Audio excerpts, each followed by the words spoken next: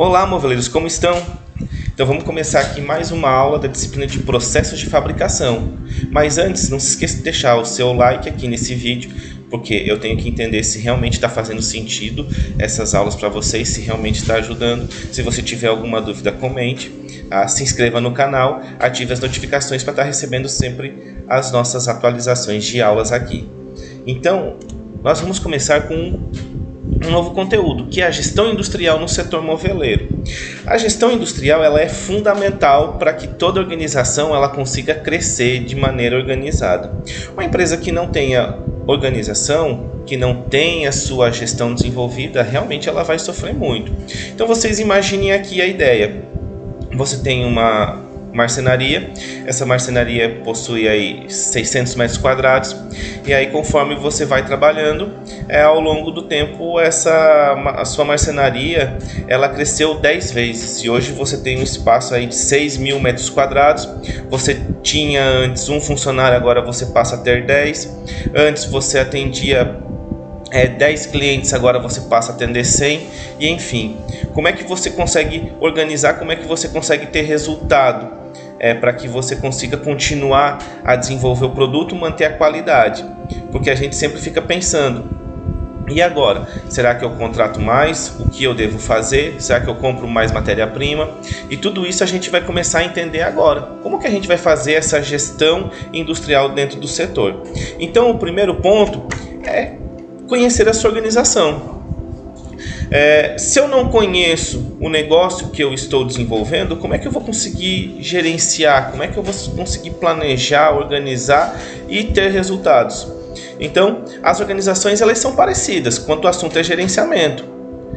A gestão das organizações ela vai se resumir em 4 funções administrativas. E entendamos que não existe uma receita mágica que vai servir para todas. A receita ela é muito individual. A gente apresenta ferramentas que vão lhe auxiliar. Mas aí essa forma de gestão ela é individual. Você vai fazer, porque cada empresa, como eu já citei várias vezes, mesmo estando dentro do setor moveleiro, cada empresa tem sua característica. Eu tenho empresas do setor moveleiro que vai produzir os móveis projetados, eu tenho a empresa que vai produzir estofados, eu tenho a empresa que vai produzir os móveis decorativos, eu tenho as empresas que vão utilizar como matéria-prima madeira maciça, outras vão utilizar metal, enfim.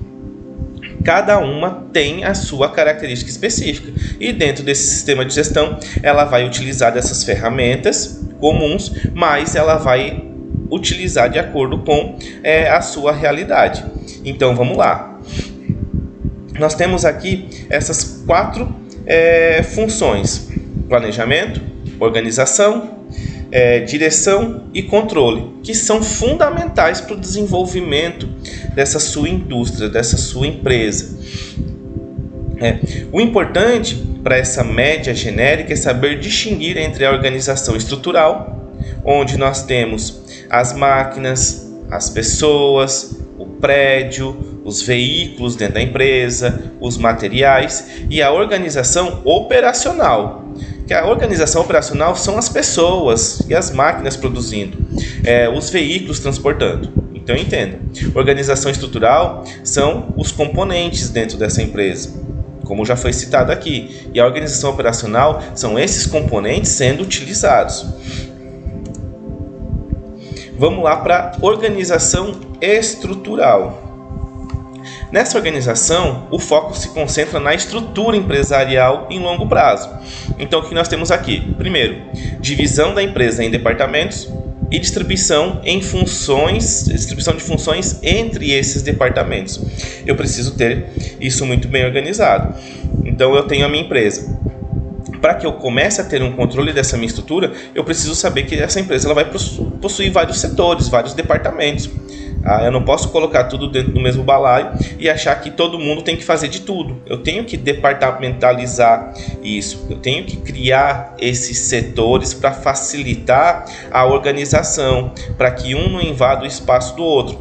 Mas é claro, entenda, eu estou setorizando, mas não significa que eu precise fazer essa separação e complicar a comunicação de setores. Eles precisam estar integrados, mas que eu tenho que ter organizado o que cada um tem que fazer. Então são duas questões que eu preciso responder aqui dentro dessa questão da minha organização estrutural. Primeiro, o que há para ser feito? Eu tenho que entender o que eu tenho que fazer, o que precisa ser feito. E segundo, quem é que vai fazer cada uma dessas ações? São duas coisas simples de organizar, ok? Com o objetivo de estruturar a empresa, a média gerência ela deverá responder a duas questões, como eu acabei de falar para vocês. O que deve ser feito e quem vai fazer o quê. Tá? E aí o que nós temos aqui para a gente fazer essa organização estrutural? Como exemplo, a gente está usando aqui uma indústria de estofados. Então, primeiro, nós temos a missão, tá? Que é definir a missão da organização. E aqui nesse exemplo, produzir um único modelo de sofá para as classes C e D. Eu tenho que ter estabelecido isso, porque eu preciso saber o que eu vou fazer, para quem que eu vou mandar esse meu produto. Segundo, as funções. Transformar a missão em funções, departamentos dentro dessa minha organização. E esse departamento de produção, departamento de vendas, departamento de compras, departamento de projetos, enfim. Como é que eu organizo as funções? Tá? E terceiro, as minhas tarefas, que é agrupar as funções em tarefas e cargos. E aí o que eu tenho nessas tarefas como exemplo? Meu marceneiro, a minha costureira, meu supervisor de vendas, prototipista e enfim. Então a gente organiza dessas três formas, tá? A gente monta uma estrutura com essas três etapas. Primeiro, a missão. Qual que é a missão da organização? O que é que eu vou fazer? Tá? Definir as funções para que eu consiga transformar essa missão em funções e saber o que tem que ser feito. E depois em tarefas. Tá? Eu tenho que definir o que tem que ser feito, quais são as funções, quais são os cargos para que eu consiga organizar essa minha empresa. Próximo ponto, são a criação de cargos. Para todos os cargos tem que ser elaborada a respectiva descrição. Não basta apenas eu criar um cargo simples dentro da minha empresa e não definir qual que é a descrição daquele cargo. Como é que eu vou saber o que aquela pessoa tem que fazer naquele cargo se eu não tenho isso descrito? Tá? Então, essa deveria incluir os seguintes aspectos. Primeiro, uma descrição exata das tarefas previstas. Então, você colocou lá, cargo A. Quais são as tarefas dentro desse cargo que eu espero que essa pessoa realize com esse cargo? Segundo, relação de subordinação e superioridade.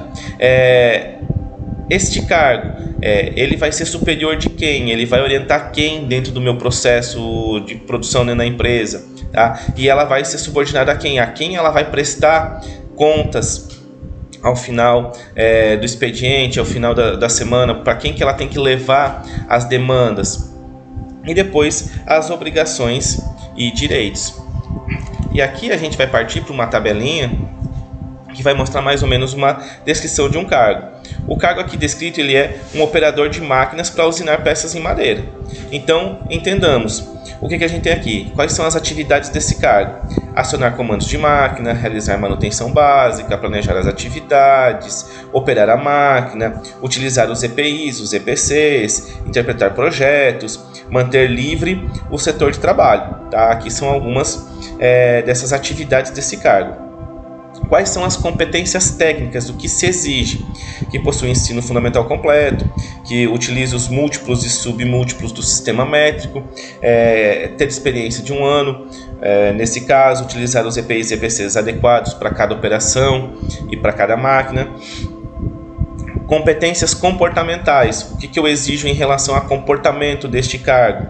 Organização e iniciativa, atenção concentrada, relacionamento interpessoal, responsabilidade, dinamismo e flexibilidade, coordenação motora, tá? E outras competências, caso ele tenha, que também pode descrever. E aí tem a data e a aprovação dessa descrição desse cargo como exemplo. Então você coloca aqui na descrição desse cargo o que é que você espera, quais são as atividades que vai ser desenvolvidas, quais as competências técnicas que você espera desse cargo e quais as competências comportamentais, ok? Aí nós passamos para os tipos de cargos dentro da nossa empresa. Isso é também muito importante. Nós temos os cargos de supervisão, que são os cargos das pessoas responsáveis por tomar decisões e dar as ordens, tá? Organizar esse trabalho. Nós temos os cargos de consultoria, que aconselham os cargos de supervisão, tá? Que são as pessoas que mostram para os cargos de supervisão como elas devem agir, como elas devem tomar algumas decisões em algumas situações. Tá? E existem os cargos de execução ou linhas, que é o cargo operacional, que executam as atividades. Então você vai se encaixar dentro de uma dessas três funções, esses três cargos aqui dentro da empresa. Ou você vai ser a pessoa que vai supervisionar essas atividades e vai orientar como ela deve ser feita, ou você vai ser a pessoa que vai ser a consultoria, que vai aconselhar esses cargos de supervisão, ou você vai ser a pessoa que vai executar essas atividades. Estrutura, formas de organização. E aqui a gente cita que é a Venato.